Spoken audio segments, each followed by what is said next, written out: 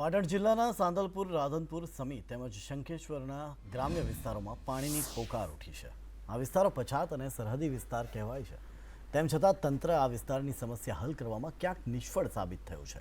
ઉનાળાની કાળઝાળ ગરમીમાં છેવાડાના ગ્રામ્ય વિસ્તારોમાં પીવાના પાણીની બુમરાળ ઉઠવા પામી છે અને ગામના લોકો પીવાના પાણીની સમસ્યા સામે ઝઝૂમી રહ્યા છે।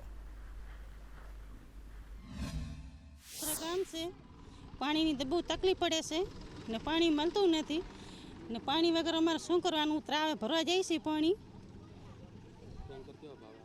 ટેન્કરના 1200 રૂપિયા લે છે ને ગરીબ માણસ છે ને 1200 રૂપિયામાં ક્યાંથી કાઢવા અમારે વગર કમાણીએ?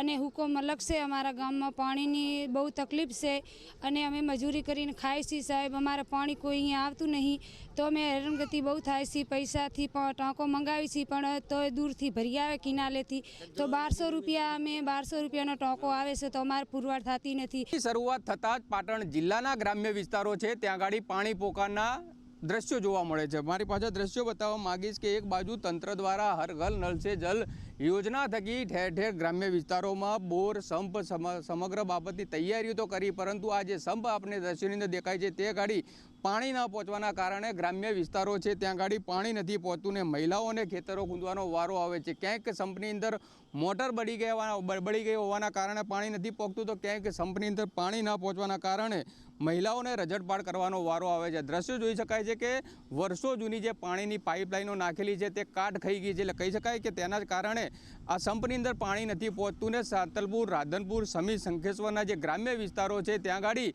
મહિલાઓને એક એક બેડા માટે રજડપાટ કરવાનો વારો આવે છે। ત્યારે ગ્રામ્ય વિસ્તારોમાં ક્યારે પાણી પહોંચે છે અને ક્યારે લોકોને પાણીની પીડામાંથી રાહત મળે છે તે જોવાનું રહ્યું।